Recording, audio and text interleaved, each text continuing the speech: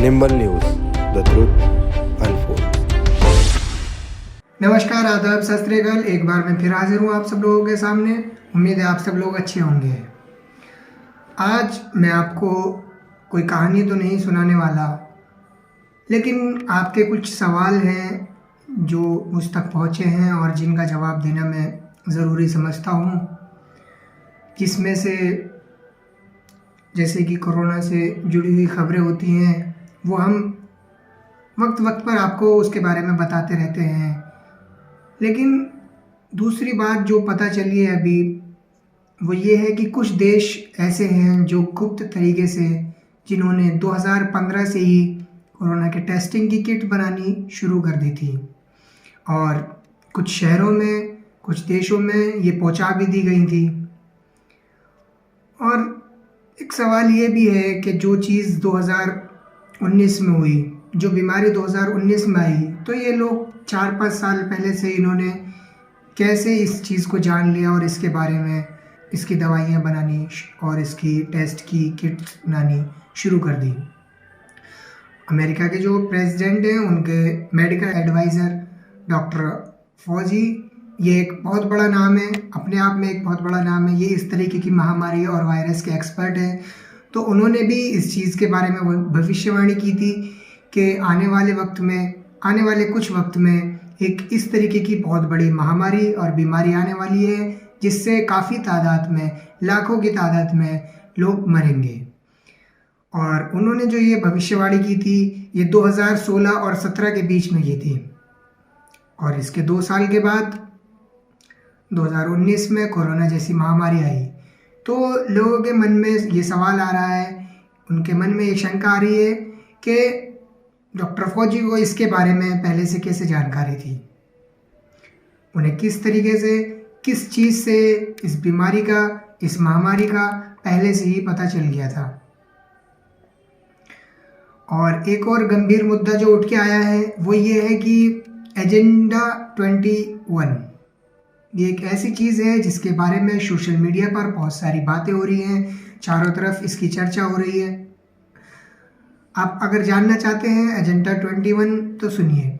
ये एजेंडा 21 एक ऐसी चीज़ है जिसमें कुछ बड़ी बड़ी हस्तियों जैसे बिल गेट्स और बड़े बड़े पॉलिटिशियंस, बड़े बड़े बिजनेसमैन, वो आपस में ये बात कर रहे हैं। इस चीज़ पर उनका डिस्कशन चल रहा है, जो कि जैसे कि न्यूज़ों, जैसे कि सोशल मीडिया वगैरह पर वायरल है। इस बात की हम तस्दीक नहीं करते हैं, जैसा हमें पता चला है अभी हम वैसा आपको बता रहे हैं कि ये लोग आपस में बैठे हुए इस चीज़ पर चर्चा कर रहे हैं। इस बात पर डिस्कशन इनका हो रहा है कि किस तरीके से दुनिया की आबादी को कम किया जाए। इनके मुताबिक धरती पर इंसानों की तादाद बहुत ज़्यादा बढ़ गई है, और क्योंकि यहाँ पर रिसोर्सेस, हवा, पानी, ऑक्सीजन कम है, जिसकी वजह से इंसानों की तादाद, पॉपुलेशन ज़्यादा बढ़ने से लोगों को दिक्कतें हो रही हैं और कठिनाइयों का सामना करना पड़ रहा है। तो ये लोग इस बात पर चर्चा कर रहे हैं कि किस तरीके से पॉपुलेशन को, जनसंख्या को कम किया जा सके। अब अगर जनसंख्या कम करने की बात है, लोगों को कम करने की बात है, तो अगर आसानी से इस बात को हम समझें तो ऐसा हो सकता है कि हम लोगों से कहें, अपील करें, उन्हें इस बारे में समझाएं कि वो ज़्यादा बच्चे ना पैदा करें। और इस तरीके का आने वाले वक्त में कोई कानून भी बन सकता है। कई देशों में इस तरीके का कानून पहले से भी बना हुआ है कि वहाँ जिसके ज़्यादा बच्चे होते हैं उन्हें सरकारी नौकरी भी नहीं दी जाती और बहुत सारी फैसिलिटीज़ उन्हें नहीं दी जाती है। तो एक तो ये आसान सा तरीका होता है, लेकिन जिस तरीके की ये लोग बात कर रहे हैं, जिस तरीके से बात कर रहे हैं, इनका कहने का मतलब ये नहीं है, या ये इस बारे में नहीं सोच रहे कि कारखाने जिनसे इतना पॉल्यूशन होता है, फैक्ट्रियाँ और इतनी सारी चीज़ें हैं, उन्हें कम करना चाहिए, मगर ये उनकी जगह इंसानों को कम करने की बात कर रहे हैं। ये बात बिल्कुल, एक तरीके से अगर ये कहूँ तो बुरा नहीं होगा कहना, कि ये बात बिल्कुल ऐसा लगता है एक फिल्म के ऊपर बेस है। जैसे कि इससे पहले फिल्म आई थी एवेंजर इन्फिनिटी वॉर और एवेंजर एंड गेम।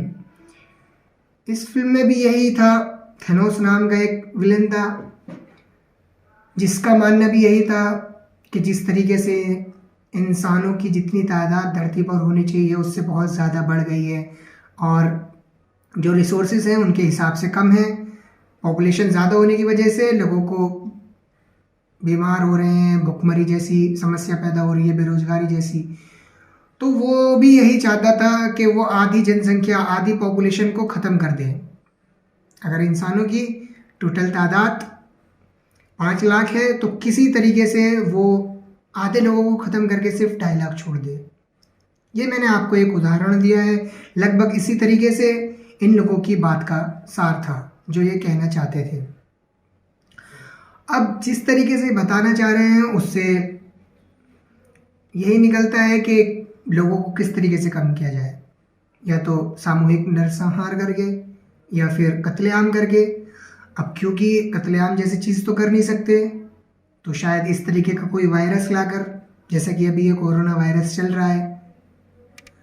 अब क्या पता ये साजिश हो सकती है या ये सच में कोई महामारी है। इस चीज़ को लेकर लोगों के दिमाग में बहुत सारी शंकाएं चल रही हैं, और लोगों के दिमाग में सवाल उठना भी लाजिम है, क्योंकि जो बीमारी 2019 में आई उसके लिए टेस्टिंग किट 2015 से ही बनानी चालू हो जाना, 2017 में बनकर तैयार हो जाना, और चीन से इस चीज़ का फैलना, इस बीमारी का चीन से फैलना, और उसके बाद सबसे कम असर चीन में होना और जल्दी से वहाँ पर रिकवर कर जाना। ये सारी कुछ चीज़ें ऐसी हैं जो इस बात को लेकर सवाल खड़े करती हैं और सोचने के लिए इंसान को मजबूर करती है। दूसरी चीज़ जो देखने में आई है वो ये है कि जैसे कि आपने भी देखा होगा, आजकल सोशल मीडिया पर कुछ तस्वीरें इस तरीके की वायरल हो रही हैं जो दिल को एकदम तड़पा देने वाली हैं, जिसमें कुछ लाशें नदियों में तैरती हुई मिल रही हैं, और ये कोई 2-4 लाश या 10-12 नहीं है, दर्जनों के हिसाब से मिल रही हैं। इसकी शुरुआत हुई यूपी के एक हमीरपुर गांव से। वहाँ पर एक सुबह अचानक कुछ लोगों ने नदी में 2-3 लाशें देखी। तो पहले तो उन्हें यही लगा कि शायद कोई घटना वगैरह हुई होगी, या ये लोग किसी तरीके से पानी में गिर गए होंगे जिसकी वजह से इनकी मौत हो गई। लेकिन वो अचानक से देखते हैं कि वो सिर्फ 2-3 लाशें नहीं हैं, वो दर्जनों के हिसाब से लाशें हैं, बह बह कर आ रही हैं पीछे से। तो ये देखकर उनके पैरों तले ज़मीन खिसक गई, और वो भी ये सोचने पर मजबूर हो गए कि ये कैसे हुआ, ये लाशें कैसे पानी में बहती हुई कहाँ से आ रही हैं, क्यों आ रही हैं, इन लाशों का सच क्या है। लेकिन जो इन लाश का सच है वो बहुत डरावना है, दिल को तड़पा देने वाला है। और जैसे कि हम आपको बताएं, अगर देखा जाए तो भारत में लगभग 1.25 अरब की आबादी है, और भारत एक कृषि प्रधान देश है, यानी यहाँ पर कम से कम 70% लोग गांव में रहते हैं। यानी कि लगभग आंकड़ों में अगर देखा जाए तो लगभग 90 करोड़ लोग गांव में रहते हैं। शहर में रहने वाले लोगों से ज़्यादा गांव में रहने वाले लोगों की तादाद है। और जैसे कि आप सबको पता है, गांव में इतनी ज़्यादा फैसिलिटी, सुविधाएं, अच्छे अस्पताल, ये सारी चीज़ें नहीं होती हैं। और जिस बात का हमें डर था, जिस बात के लिए लोग डर रहे थे, अब क्योंकि वो बात हो रही है, वो देखने में आ रही है। जैसे कि पिछले साल हमने देखा, हम इस चीज़ से डर रहे थे कि गांव में कोरोना ना फैल जाए, लेकिन अब देखने में आ रहा है कि गांव में भी कोरोना फैल चुका है। तो लोग बहुत बुरी तरीके से डरे हुए हैं, लोग परेशान हैं, क्योंकि जैसे कि इससे पहले हुआ था पिछले साल, तो ज़्यादातर सिर्फ इसका प्रभाव शहरी इलाकों में हुआ था। तो शहर से लोग ये सोचकर गांव चले गए थे कि चलो ठीक है, गांव की हवा अच्छी होती है, वहाँ ऑक्सीजन ज़्यादा होती है, वहाँ का पर्यावरण अच्छा होता है, तो हम वहाँ चले जाते हैं। लेकिन अब गांव में भी लोग इतने ज़्यादा डरे हुए हैं कि वो बाहर से किसी को अपने गांव में आने भी नहीं दे रहे, कि इसलिए कि कहीं उसकी वजह से गांव में कोरोना ना फैल जाए। और एक रिपोर्ट के मुताबिक 8 मार्च को सिर्फ कुछ गांव में ही कोरोना के केसेस थे, और इसके बाद 8 अप्रैल तक आते आते ये केसेस लगभग 100 गुना हो गए।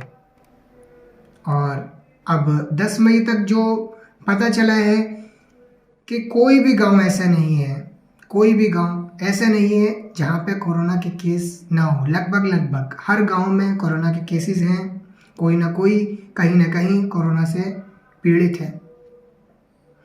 अगर मिसाल के तौर पर हम माने, भारत के एक राज्य उत्तर प्रदेश में ही लगभग 15 करोड़ की आबादी है।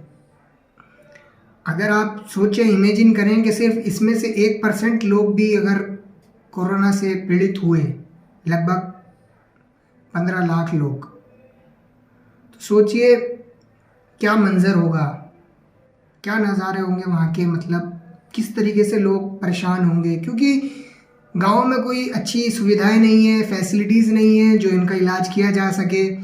शहरों में तो फिर भी वेंटिलेटर, 1.25 अरब आबादी के लिए लगभग 825 कोविड सेंटर बनाए गए। और जैसे कि आपको पता है, लगभग 30% लोग शहरों में रहते हैं और 70% लोग गांव में रहते हैं। यानी कि 30% लोगों के लिए, यानी शहरी क्षेत्र के लिए जो कोविड सेंटर बनाए गए, उनकी संख्या लगभग 800 के करीब है। और 70% यानी कि लगभग 90 करोड़ लोगों के लिए जो गांव में रहते हैं, उनके लिए जो कोविड सेंटर हैं उनकी संख्या है सिर्फ 63। अब सोचिए कि अगर गांवों में कोरोना फैलता है, जो कि फैल चुका है, तो वहाँ की क्या हालत हो रही होगी। क्योंकि वहाँ पे न इसका इलाज मिल पा रहा है लोगों को, न इसके बारे में जानकारी मिल पा रही है।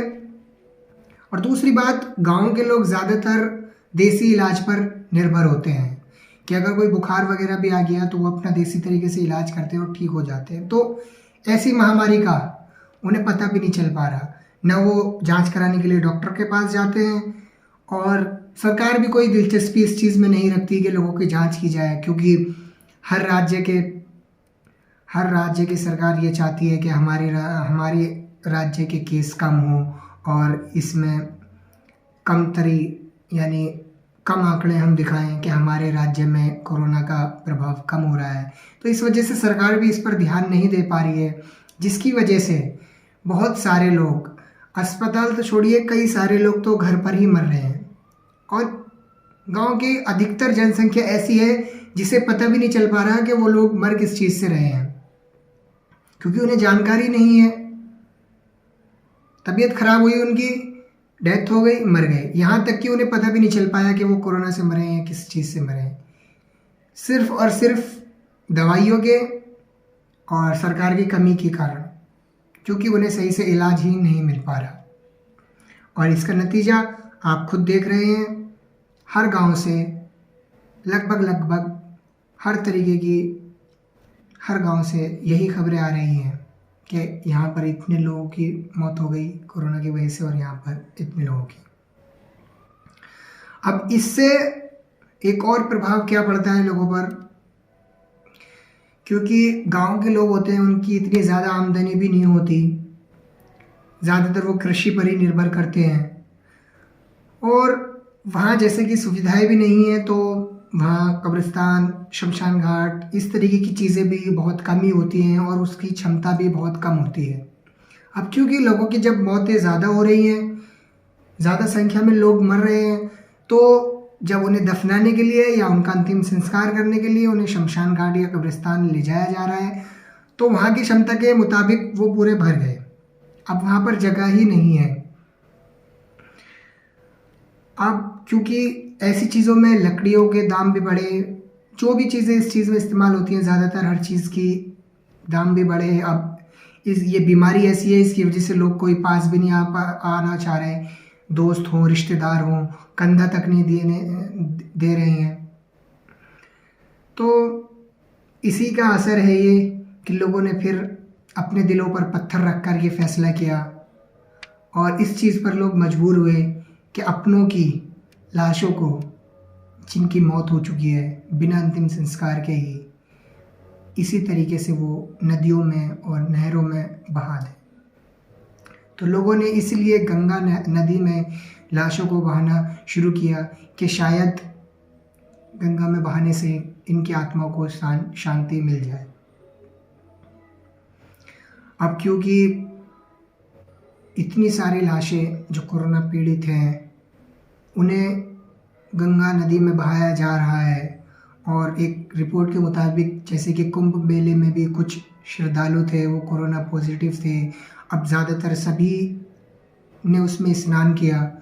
तो एक चिंता का विषय ये है, ये भी सोचने पर लोग मजबूर होते हैं कि क्या इस चीज़ से गंगा के पानी पर प्रभाव नहीं पड़ेगा, क्या वो संक्रमित नहीं होगी, क्या वो पॉल्यूटेड नहीं होगी। ये भी एक सोचने का विषय है। इसके बारे में भी कई सारी थ्योरीज हैं, और एक एक्सपर्ट के मुताबिक जैसे कि वो कहते हैं कि नदियों का पानी संक्रमित नहीं हो पाएगा ज़्यादा, क्योंकि ये चलता पानी होता है, बहता रहता है। तो अगर कुछ वक्त के लिए संक्रमित हुआ भी तो वो बहकर आगे चला जाएगा। हालांकि इससे जो नहरों के या नदियों के किनारे गांव बसे हुए हैं उन लोगों को तकलीफ परेशानी झेलनी पड़ सकती है, क्योंकि किनारों पर पानी अक्सर रह जाता है ठहरा हुआ, और उसमें संक्रमण होने की वजह से जब वो लोग पिएंगे तो उनकी स्वास्थ्य, उनकी तबीयत खराब हो सकती है और वो भी कोरोना संक्रमित हो सकते हैं। और यहाँ तक कि कई जिलों में कई जगह पर देखा भी गया है कि जो लाशें पानी में बहकर आ रही हैं वो किनारों पर आकर लग जाती हैं, रुक जाती हैं, और कई जगह कुत्ते या उसके जैसे दूसरे जानवर या गिद्ध उसे नोच के खा रहे हैं। तो इस तरीके की भयानक तस्वीरें इस वक्त देखने को मिल रही हैं। और ये सब फैला कैसे, इस चीज़ के बारे में बात करने से पहले आप ये जान लीजिए कि इसकी एक बहुत बड़ी वजह चुनाव भी है। ऐसे वक्त पर, ऐसी महामारी के वक्त पर चुनाव कराना क्या सही है? यूपी में जैसे कि चुनाव हुए तो लोग जब चुनाव से फ्री होकर अपने घरों को लौटते हैं तो वो अपने साथ में कोरोना को लेकर गए हैं, जिसकी वजह से कोरोना फैला है। यूपी में सबसे बड़ा मुद्दा जो है वो चुनाव है कोरोना के लिए। और इसी तरीके से बिहार में, हालांकि आपको पता भी है बिहार में चुनाव नहीं हुए अब, लेकिन लोगों का सवाल ये भी है कि अगर चुनाव बिहार में नहीं हुए तो वहाँ पर कोरोना कैसे फैला। उसकी एक बहुत बड़ी वजह ये है कि जो मजदूर, जो गरीब तबके के लोग पलायन करके वापस अपने गांव जा रहे हैं वो अपने साथ कोरोना लेकर जा रहे हैं। जैसे कि आपको पता है पिछले साल भी कुछ इसी तरीके का हुआ था कि जब हमारे देश के प्रधानमंत्री ने अचानक से घोषणा कर दी थी कि पूरे भारत में संपूर्ण लॉकडाउन लगाया जा रहा है, जिसके बाद से ट्रांसपोर्ट वगैरह और खाने पीने की चीज़ों में बहुत ज़्यादा दिक्कतें हुई थी। तो मज़दूरों ने पलायन करना शुरू कर दिया था अपने गांव की तरफ।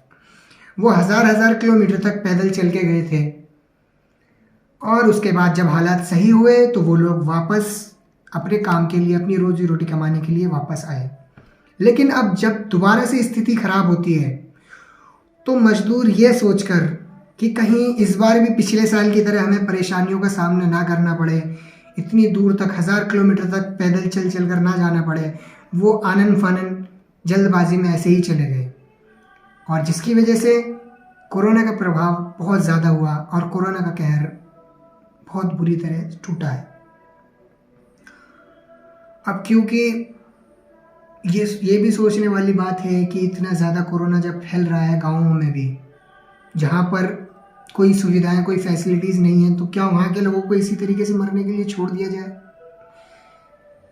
क्या उनका अधिकार नहीं है उनको अच्छी दवाइयाँ, अच्छे अस्पताल और उनकी जान को बचाया जा सके? तो आप हमें कमेंट करके बताइए कि इसके लिए सरकार को क्या क्या करना चाहिए, क्योंकि सरकार जब कुछ करेगी तभी उन लोगों का कुछ हो सकता है। सरकार को उनके लिए कदम उठाने चाहिए, ऑक्सीजन सप्लाई करनी चाहिए, अच्छे अस्पताल बनाने चाहिए वहाँ पर, और जैसे कि कुछ NGOs हैं जो इस चीज़ के लिए काम करते हैं, उनके साथ मिलकर उन्हें ग्रामीण इलाकों में जाकर सैनिटाइजेशन जैसे कार्य करवाने चाहिए और लोगों की जांचें करनी चाहिए, और जो लोग बीमार हैं उन्हें अच्छे इलाज की सुविधा उपलब्ध करवानी चाहिए। तो अभी के लिए बस इतना ही। इस तरीके की खबरें हम आप तक पहुंचाते रहेंगे। आप बने रहिए हमारे साथ निंबल न्यूज़ पर। और बाकी आप अपनी राय ज़रूर दें कमेंट में कि सरकार किस तरीके से इस आपदा से, इस बीमारी से ग्रामीण इलाकों में जाकर वहाँ के लोगों को बचा सकती है। अब मैं आपसे चाहूँगा विदा। धन्यवाद।